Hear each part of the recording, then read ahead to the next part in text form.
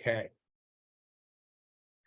Welcome back to A Plus Parents, everyone. And with me today, I have another special guest. Special guest, why? Because it's one of our math students. And not only that, wait till you find out and hear more about Anjali. So this is Anjali McDonnell. And Anjali, did I say your first name right? Am I saying Yes, it? you did. I did. Okay, awesome. So I'll share a little bit with you about Anjali. She lives in Maine. And today, if you're watching the video portion of this today, she had to travel. So I want to say thank you, really acknowledge you for, for making it work when you have something scheduled and you still did it. She had to travel from Maine to New Hampshire because all of the internet lines are down and out in Maine today. So she still made it work, and she found her way to New Hampshire, and she's in a QB and got all hooked up, and here she is. So first of all, that's just super cool that you did that. And she's very much an athlete, so she's into all kinds of sports, except she did say not baseball or softball, but she does other kinds of sports. But she does hiking, and she's into cooking, fishing, doing kayaking. Likes music and dancing. And I'm gonna have her share a little bit about some of the music that we were talking about as we were kind of getting ready to start the recording here. She loves history and culture, and it's called, and I hope I don't say this incorrectly, but it's the African and then diaspora. Diaspora. Diaspora. Is that right? Diaspora? Diaspora. Just say Diaspora. it all together. Oh, just all one time. Diaspora. Okay, cool. Well, I'm going to take a guess that most people listening don't know what that is. I'm going to have you share a little bit about that. And she's been learning Portuguese her whole life. So her mom has been teaching her Portuguese all along.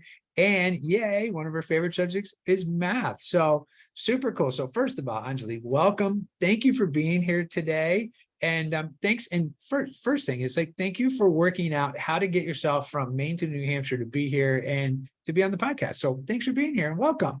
Thank you for having me. Absolutely. Okay. So we're going to kind of get into some of your hobbies and different things that you have. But since you're working with our math program right now, let's look a little bit about, you and you've said it, like you shared with me, it's like you're on a math journey, right? So how did you begin your math journey? So, well, it kind of all began ever since I remember. So my mom, an experienced allergy-friendly cook, always had me in the kitchen helping her. And when we were making pancakes and cupcakes, cake, cookies, and every other baked good you can think of, there was a lot of precise measuring involved. So a part of my math lessons in elementary school was I had to measure out the ingredients. And while doing so, I learned my fractions. Oh, that's awesome. It's funny because like in the US, like we get to work with fractions and measuring, and it helps us with the fractions. It's so funny because if you're in Europe or you're somewhere else, everything is in the metric system, right? And it's all based on tens and tenths of tenths and those kind of things. So that's awesome. So, knowing that you got to do that with cooking and measuring and starting to understand fractions, have you noticed, and it's funny, have you ever heard somebody say, you're learning something about math or anything really, and they're saying, oh yeah, well, this is what it'll look like in the real world. Has anyone ever said that to you before? Yes. Yeah. And so, that's the funniest thing to me. I never understand why they say that, because I'm thinking, well, if you're learning about something and you're thinking about when you would use it in the real world, what world are you currently in? Because it must be a pretend world or something, right? So I always say like math outside of a classroom. So if we're looking at that, and you kind of said it like, like if you're thinking like, what does it look like for you as a young person in your everyday life? How do you use math? Do you see more things that you use it for, even beyond in cooking?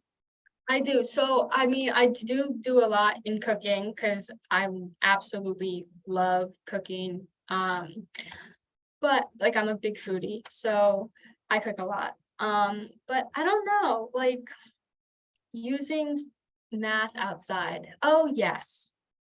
So when I'm at the store, either the outlets or the mall with my mom, a lot of the times I don't have my own, like a lot of my own money. And so I'll see something on sale. And the only way my mom will pay for it is if I can figure out the percentage off, because it might be like 10% off. And I have to figure out what the overall price would be after it is taken off. And that's how, she'll buy me whatever I want.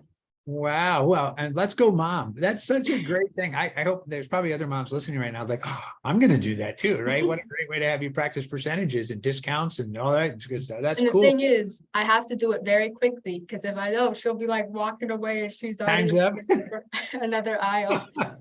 That's very cool. All right. So you're doing our live class this year and you have Mr. H as your live class teacher, right? Yes. What do you like about our program? I really like that there's extra help sessions. Just a big shout out to Mr. S. He is amazing and they're really, really helpful so I can get done like my quizzes, my homework, and definitely my chapter tests, which I completed yesterday, thanks to Mr. S. Oh, that's awesome. Very good. All right. Well, and I'll make sure I'll email him and let him know that you gave him a big shout out. So that's cool. Yeah. Did you know the story why we just have the first letter names with all of us, me, Mr. D and Mr. H and Mr. S and we have Mrs. D. All right. So this is funny. So my last name is Denoya. And I used to be a school teacher long, long time ago, back in the late 1980s. So I've been at this for a really long time. But when I was a teacher, no one could say my last name. And so everybody just called me Mr. D, Mr. D, Mr. D, right? So then I thought, okay, so that's kind of how it all started with the Mr. D math. It was all because nobody could pronounce my last name. But I love the movie Men in Black. Have you ever seen that movie? No, I haven't, but I'm a big fan of Will Smith. Oh, good. Yeah. So it's a super cool movie. I, watched it years ago.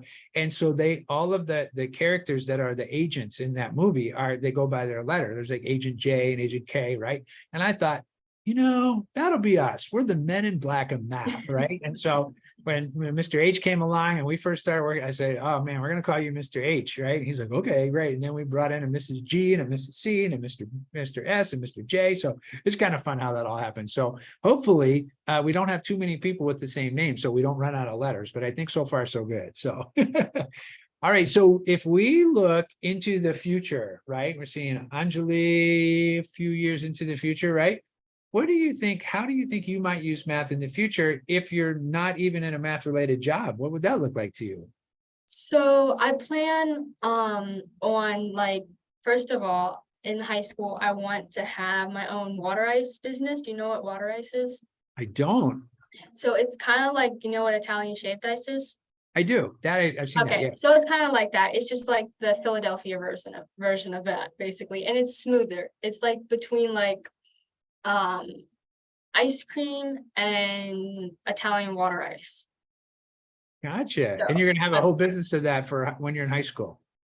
yes, I plan on doing it in the summers. And so I really think that knowing like math and being able to do like percentages in my head easily and count like easily in decimals, which will, I think, definitely help me a lot in running a business. But then also when I like after college, I want to have my own like design business. And so I really think math would be helpful in that. So like when I'm building like sporting equipment and like, for example, balls, like sports balls, like a soccer ball. We've been working right now in Algebra 1 of like working on the velocity and how fast the ball will hit the ground at like what speed. And so I really think that'll be helpful of like constructing a ball that will be perfect for professional play and elementary play. Oh my gosh, that's so cool. Yeah, I remember that. Let's see, that's in chapter 9 in your course. I actually know right where Yes. that is. So that's awesome. Well, very cool. Okay, so let's talk a little bit about some of the things that are outside of your math world right now, right? So you're into cooking, we got that, right? But then as a sports person, right? So you're into kayaking and fishing and hiking. What other sports do you do? And I'm actually tell me a little bit about kayaking. Where do you do that in Maine? So I kayak with my dad on the river. A big thing where we live is like the Saco River. And it's like a lot of people come to it to like go kayaking and canoeing and fishing. And my dad's been coming up here since he was like a little boy. And so he always wants to take me out in the lake that he fished in like 50 years ago. And I don't know, kayaking is like really peaceful, especially if you get that there like in the morning or at the night when like the sun's just going down or rising. It's amazing, and seeing like the silhouette of like the trees and like hearing the loons, and then you get like that little tug on your fishing pole and it's all exciting, and then you hear splashing, and the next thing you know you got like this big pike. Or Wow. yeah. Do you fish from the kayak? I do, yeah. Oh, I actually do my best fishing in a kayak. oh my goodness, that's so It cool. Yeah, it's pretty cramped because it's like a two-seater kayak, but it's fun. Okay. So when you catch a fish and here you are in the kayak, how do you get the fish back to land? So we have like this chain that's attached to the boat, and you hook it underneath. I don't know what it's called, but you like hook it underneath like their mouth, I Uh-huh. guess. Okay. And so usually we can have a couple fish on there, because we catch different kinds of fish, and so some of fish don't really have a limit. And so we'll have all these fish on there, and then we'll continue fishing and putting them on there, and then go back to shore and put Wow. them in a bag or a bucket. That's very cool. Okay. So have you ever like the fish hit your line, and did it ever take off? Did it pull you in the kayak? Have you ever been pulled around by a fish? I haven't, because they're not that big where we Okay. I have caught a very large fish. I couldn't eat it because it was a fall fish and Uh, they tend to have worms in them. Um, okay. but that was a very large fish, and it bent my fishing pole like in half. Wow. Wow. That's amazing. Well, how fun to be that interested in being outdoors, and what a great place in Maine to be able to do all that. So, all right. So you're into history and culture, and I'll say this again, the African, I'll see if I say it all at one time, diaspora. Is that better? Diaspora, yes. Diaspora. Okay. What is that? So, because you told me about it a little bit before, but it's just so interesting. So tell us a little bit about what that is. So the African diaspora is um like Pan-African culture, I guess. So basically everything that disperses from Africa into different countries, which is like the African diaspora, because you have Africans that are from Africa, and then you have African Americans, and then you Right. have Afro Latinos. And so it's like the people that like go into different, like they take their origin is Africa, and then they disperse to different parts of the world, Wow, and that's very cool. take bits of their culture and mix it with the culture in their current country, which makes a really, really cool culture and beats and sounds and food, and yeah. Yeah, I love that. It's interesting because I went on I'm right now I'm in Puerto Rico, and I went to a place where they kind of like the history and the island and how it grew. And one of the things that wasn't here was bananas. Like bananas were not native to the island, but they were brought from Africa. And now bananas are in so many different kinds of food that are here, and they use bananas for so much. But when they started having, where Africans started coming to Puerto Rico, that they brought the bananas with them, and now bananas are a big deal here, right? So it's interesting. I think too that I don't think we often think how much the world is influenced by the African culture, because there's so many things, especially when you're talking about music. And you hear the different beats and different things like that. But yeah, that's really cool. Oh, that's great. So that must be really exciting to learn about that. How do you learn about that? It's like, as you're looking at a culture, how do you study that? Well, my mom is like really big in like the African diaspora culture and history.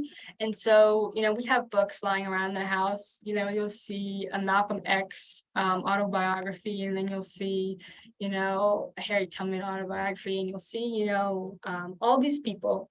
And she teaches me, ever since I was little.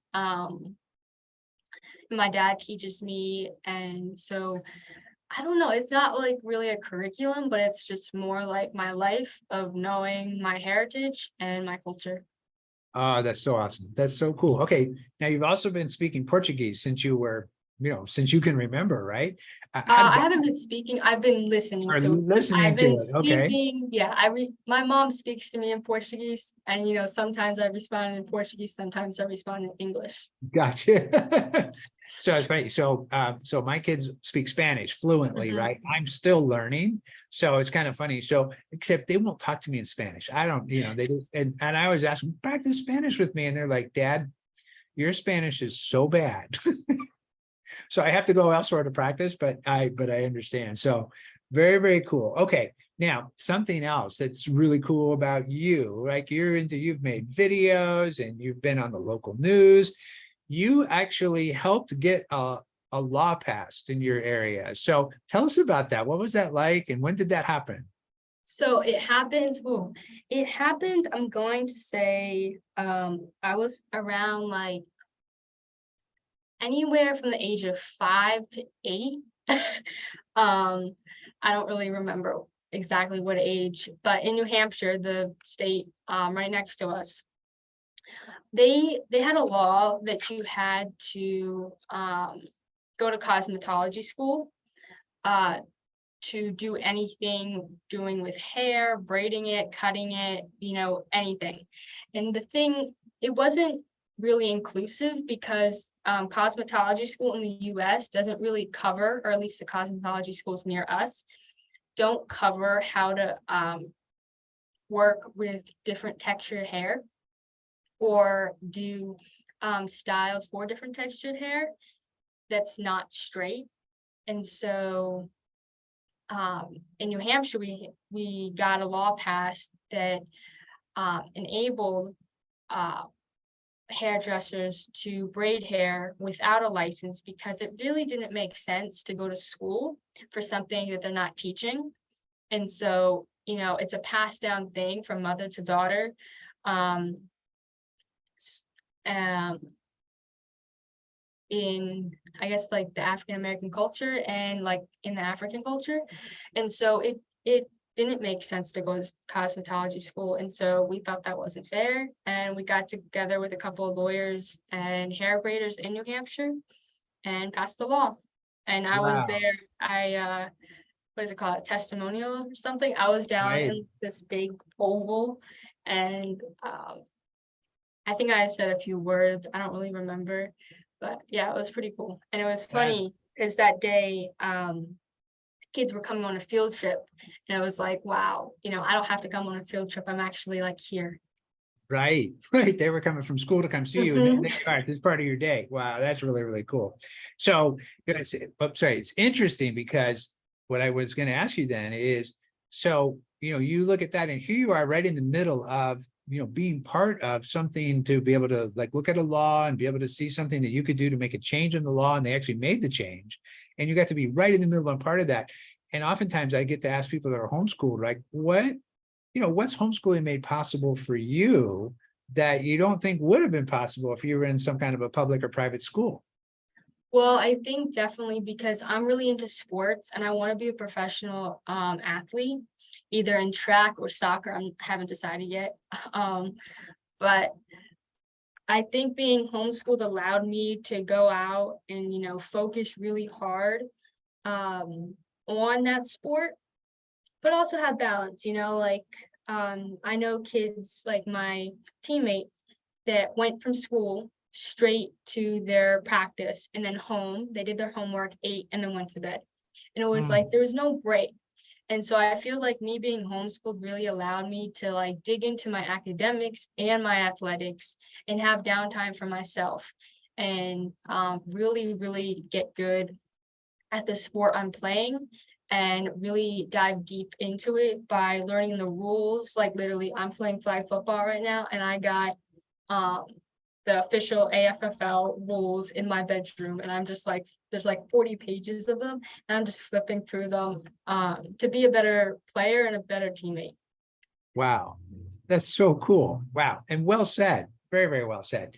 So here you are. Let's say you've gone to a practice, right? And you're doing flag football and you've got your teammates there, right? And they're coming in or soccer practice or track and field or whatever, they come in and they're tired because they've been in school all day, now they're coming there. And, and sometimes I think for young people, I think for anybody really, it's like you're finishing school, you go to practice, and then you're thinking about practice, but you're also thinking about, you've still got all this homework to do when you go home at night, right? And so that can impact how you're practicing. You may not be as freed up to really practice and give it your all because you're trying to save something because you still got to go home and do homework and you're tired and those things. So have you ever had your teammates ever talk to you about being homeschooled? And if they did, or if they would, what would you say to someone to say to them, hey, you might want to consider homeschooling? It's amazing, and it really allows you to be yourself, at least the way my parents homeschool me, because there's different methods of homeschooling, but it allows you to be relaxed, definitely, without all the stress of a regular brick and mortar school. For sure. I love that. And you also have so many more opportunities to do different things, Yes. which is super cool. So, okay. So I ask young people this all the time, right? Because I think that they think this, but don't often get enough chance to say it. But I have a feeling you might say it more often than some people. But is there anything you want to thank your parents for allowing you to be homeschooled? Yes. So I just want to say thank you to my parents, Yvette and Rob, for allowing me to explore things that I'm interested in and really to discover myself before the world puts labels on me, and allowing to just be myself and learn the things I love and dive deep into them. Oh my God, that's so cool. So when's the last time you shared that with them? I don't think I don't like never. I don't know. Okay, so you ready? You got a homework assignment for you. Are you ready for your homework? Yeah. Tell mom and dad thank you later today, as soon as you see them. Sound I good? will. That's awesome. Oh my goodness. Anjali, this was so much fun. Okay, so if it's okay with you, we'd love to come back and do this again because we kind of want to follow your career and your path and watch what's happening for you in track and field and soccer and the different things you're up to. Does that sound good to you? That sounds great. And we'll find out about your business you start in high school too. So I'm excited to see about that too. That's awesome. Yeah, Very cool. I'm enrolled in geometry with Mr. H Oh, you for are? my Oh, freshman good. year. Yes, I am. That's awesome. Well, he's going to be excited to have you back. So that's very cool. There's actually a chapter in geometry when you get to it. And we actually we're looking at the different things with surface area and volume of things and one of those things we look at are balls, like spheres, right? So you'll get to looking at three-dimensional shapes and how they all work. And so you'll like that chapter when you get to it. And one of the things we actually look at a Olympic-sized volleyball and a basketball. So you'll get in there and kind of check that out and see what we do with those kind of things too. So that's awesome. Very, very cool. Well, Anjali, thank you so much for making your day work and really just to acknowledge you for being the kind of young person that you scheduled an appointment to come on this podcast and things were looking kind of crazy in your home area and you made it work anyway. So that takes something and it says a lot about you and about your parents for the kind of young person that they're raising. So it's just super cool. So thanks again for that. Thank you for having me. Absolutely. Okay, everyone. Well, thanks for tuning in to A+ Parents, and we'll see you next time. Bye, everybody. Bye.